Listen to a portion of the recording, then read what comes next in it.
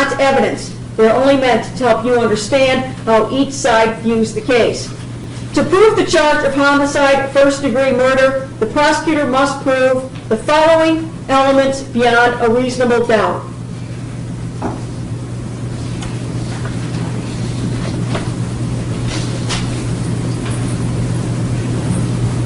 First, that the defendant caused the death of April Dawn Millsap.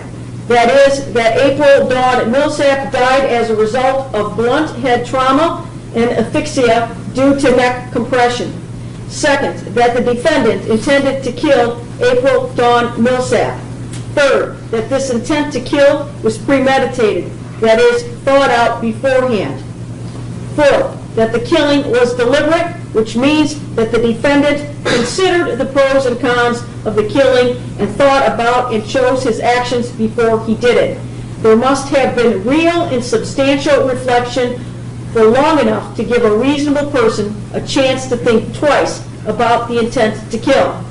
The law does not say how much time is needed. It is for you to decide if enough time passed under the circumstances of this case. The killing cannot be the result of a sudden impulse without thought or reflection. Fifth, that the killing was not justified, excused, or done under circumstances that reduced it to a lesser crime.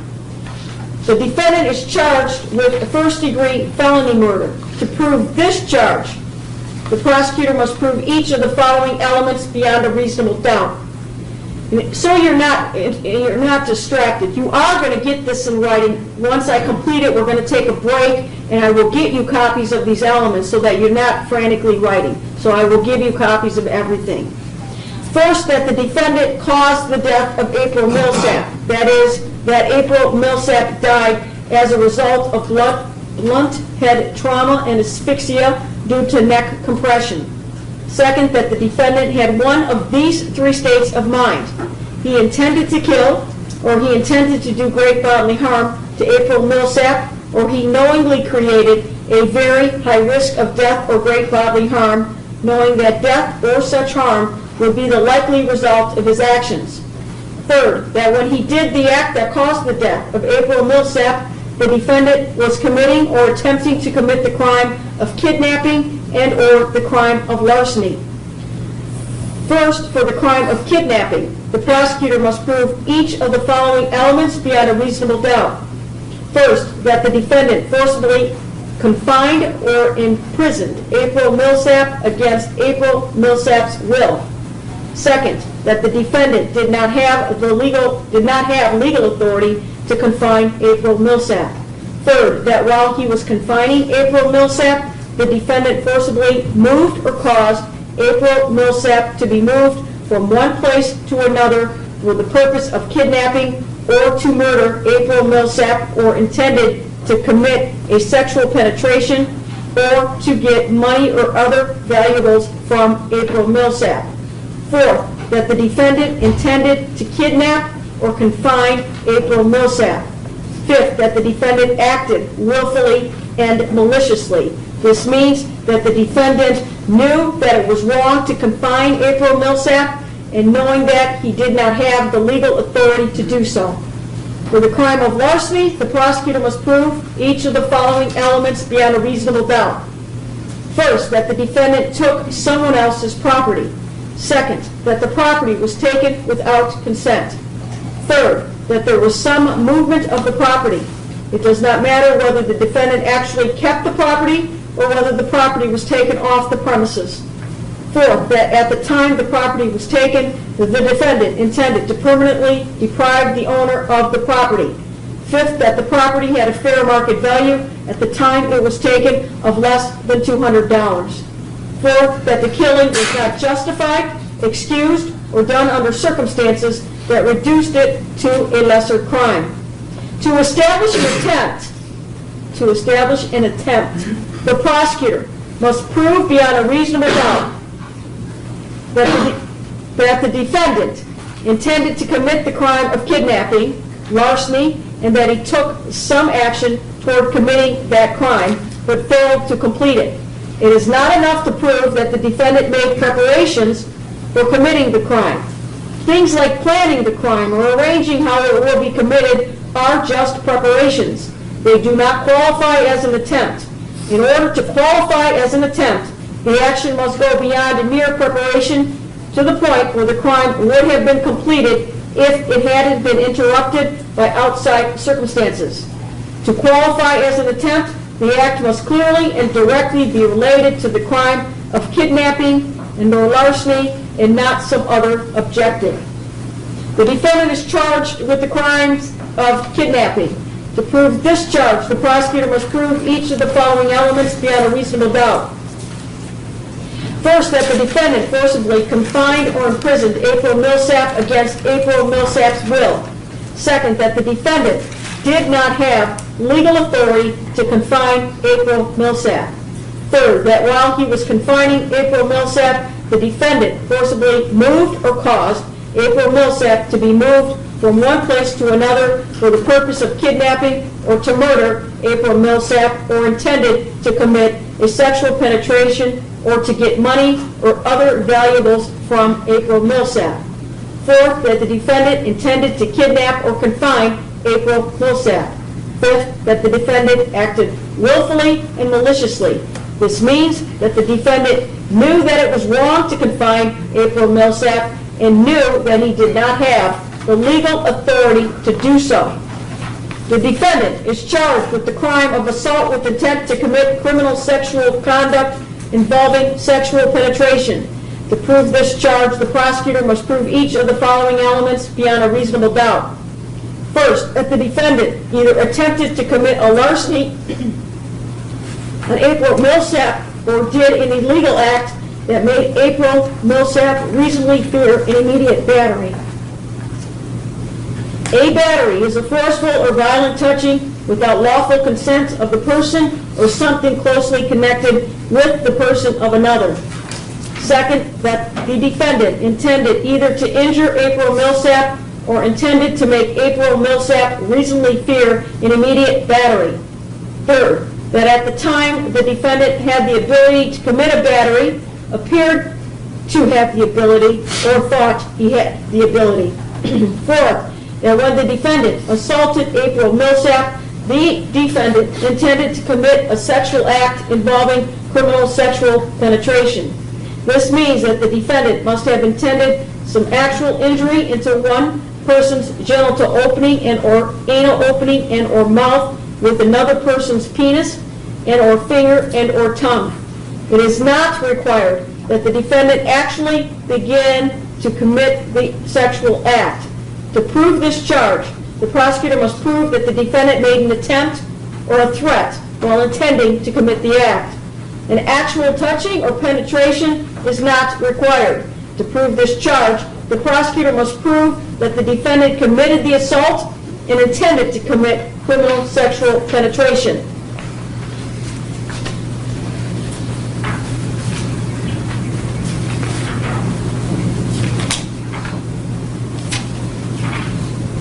So I've read to you the elements. Next, the prosecutor, and I'm reading, let me see where I'm at here. Next, the prosecutor presents his evidence. The prosecutor may call witnesses to testify and may show you exhibits like documents or objects. The defendant's lawyer has the right to cross-examine the prosecutor's witnesses. After the prosecutor has presented all of his evidence, the defendant's attorney may also offer evidence but does not have to. By law, the defendant does not have to prove his innocence or produce any evidence. If the defense does call any witnesses, the prosecutor has the right to cross-examine them. The prosecutor may also call witnesses to contradict the testimony of the defense witnesses. After all the evidence has been presented, the prosecutor and the defendant's lawyer will make their closing arguments. Like the opening statements, these are not evidence. They're only meant to help you understand the evidence and the way each side sees the case. You must base your verdict only on the evidence. You will be given a written copy of these instructions I've just read to you, and you may refer to them during the trial. Since no one can predict the course of the trial, these instructions may change at the end of the trial. At the close of the trial, I will provide you with a copy of my final instructions for your use during deliberations. My responsibilities as the judge in this trial are to make sure that the trial is run fairly and efficiently, to make decisions about evidence, and to instruct you about the law that applies to this case. You must take the law as I give it to you. Nothing I say is meant to reflect my own opinions about the facts of the case. As jurors, you are the ones who will decide this case. Your responsibility as jurors is to decide what the facts of the case are. This is your job and no one else's. You must think about all the evidence and all the testimony and then decide what each piece of evidence means and how important you think it is. This includes how much you believe what each of the witnesses said. What you decide about any fact in this case is final. When it is time for you to decide the case, you are only allowed to consider the evidence that was admitted in the case. Evidence includes only the sworn testimony of witnesses, the exhibits admitted into evidence, and anything else I tell you to consider as evidence. It is your job to decide what the facts of this case are. You must decide which witnesses you believe and how important you think their testimony is. You do not have to accept or reject everything a witness says. You are free to believe all, none, or part of any person's testimony. In deciding which testimony you believe, you should rely on your own common sense and everyday experience. However, in deciding whether you believe a witness's testimony, you must set aside any bias or prejudice you have based on the race, gender, or national origin of the witness. There is no fixed set of rules for judging whether you believe a witness, but it may help you to think about these questions. Was the witness able to see or hear clearly? How long was the witness watching or listening? Was anything else going on that might have distracted the witness? Does the witness seem to have a good memory? How does the witness look and act while testifying? Does the witness seem to be making an honest effort to tell the truth? Or does the witness seem to evade the questions or argue with the lawyers? Does the witness's age or maturity affect how you judge his or her testimony? Does the witness have any bias or prejudice or any personal interest in how this case is decided? Have there been any promises, threats, suggestions, or other influences that affect how the witness testifies? In general, does the witness have any special reason to tell the truth or any special reason to lie? All in all, how reasonable does the witness's testimony seem when you think about all the other evidence in the case? The questions the lawyers ask the witnesses are not evidence. Only the answers are evidence. You should not think that something is true just because one of the lawyers asks questions that assume or suggest that it is. I may ask some of the witnesses questions myself. These questions are not meant to reflect my opinion about the evidence. If I ask questions, my only reason would be to ask about things that may not have been fully explored. During the trial, the lawyers may object to certain questions or statements made by the other lawyers or witnesses. I will rule on these objections according to the law. My rulings for or against one side or the other are not meant to reflect my opinions about the facts of the case. Sometimes the lawyers and I will have discussions out of your hearing. Also, while you are in the jury room, I may have to take care of other matters that have nothing to do with this case. Pay no attention to these interruptions. You must not discuss the case with anyone, including your family and friends. You must not even discuss it with the other jurors until the time comes for you to decide the case. When it is time for you to decide the case, I will send you to the jury room for that purpose. Then you should discuss the case among yourselves, but only in the jury room and only when all of the jurors are there. When the trial is over, you may, if you wish, discuss the case with anyone. If I call for a recess during the trial, I will either send you back to the jury room or allow you to leave the courtroom on your own and go about your business. Or you must not discuss the case with anyone or let anyone discuss it with you or in your presence. If someone tries to do that, tell him or her to stop and explain that as a juror, you are not allowed to discuss the case. If he or she continues, leave and report the incident to me as soon as you return to court. You must not talk to the defendant, the lawyers, or the witnesses about anything at all, even if it has nothing to do with the case. It is very important that you only get information about the case in court when you are acting as the jury and when the defendant, the lawyers, and I are all here. During the trial, do not read, listen to, or watch any news reports about the case. Under the law, the evidence you consider to decide the case must meet certain standards. For example, witnesses must swear to tell the truth, and lawyers must be able to cross-examine them. Because news reports do not have to meet these standards, they could give you incorrect or misleading information, that might unfairly favor one side. So, to be fair to both sides, you must follow this instruction. Remember, for the reasons I explained to you earlier, you must not read, listen to, or watch any news reports about this case while you are serving on this jury. The only information you will receive about this case will come to you in this courtroom. You must not consider any information that comes from anywhere else. You must not, again, read newspaper headlines or articles relating to the trial. Also, you must not watch or listen to television and radio comments or accounts of the trial while it is in progress. Until your jury service is concluded, you are not to discuss the case with others, including other jurors, except as authorized by the court.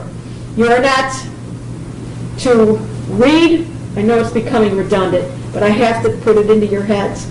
You are not to read or listen to any news reports about the case. In this case, we are asking you specifically not to watch the following television shows while sitting as a juror: CSI, all versions; NCIS, all versions; Castle, Making a Murderer on Netflix, and Criminal Minds.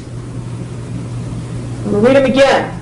CSI, all versions; NCIS, all versions; Castle, Making a Murderer on Netflix, and Criminal Minds. You may not use a computer, cellular phone, or other electronic device with communication capabilities while in attendance at the trial or during deliberations. These devices may be used during breaks or recesses, but may not be used at any time to obtain or disclose information about a party, witness, attorney, or court officer, news accounts of the case, or information collected through juror research on any topic raised or testimony offered by any witness or by any exhibit.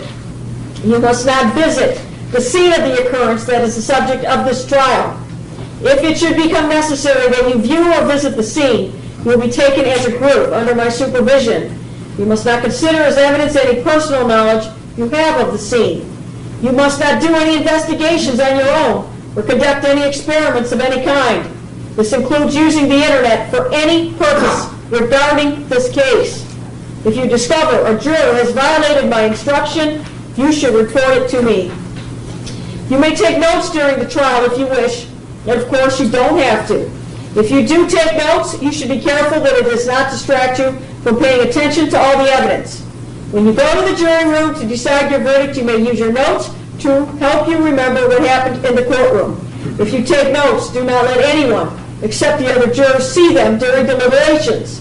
Your notes will not be examined by anyone, and when your jury service concludes, your notes will be collected and destroyed. You can see that we've chosen a jury of 14. After you've heard all the evidence and my instructions, we will draw lots to decide which two of you will be dismissed in order to form a jury of 12. Possible penalties should not influence your decision. It is the duty of the judge to fix the penalty within the limits provided by law. I may give you more instructions during the trial, and at the end of the trial, I will give you detailed instructions about the law in this case. You should consider all of my instructions as a connected series. Taken all together, they are the law you must follow. After all the evidence has been presented and the lawyers have given their arguments, I will give you detailed instructions about the rules of law that apply to this case. Then you will go to the jury room to decide on your verdict. A verdict must be unanimous. It means that every juror must agree on it, and it must reflect the individual decision of each juror. It is important for you to keep an open mind and not make a decision about anything in the case until you go to the jury room to decide the case. So we're going to need 5 minutes to get the rest of these instructions copied up for you. And we're going to return at about 2:20, 2:25 for opening statements. So please stay in the jury room. And if I didn't tell you, you're more than welcome to bring whatever it is you like to drink in the courtroom. And if you have things that you want me to refrigerate, I certainly have the ability to do that. Does anybody have any questions right now before we take this break? Okay, we're going to take our break, and we'll get you your jury instructions. All rise for the jury. You have like 4 of your sheets?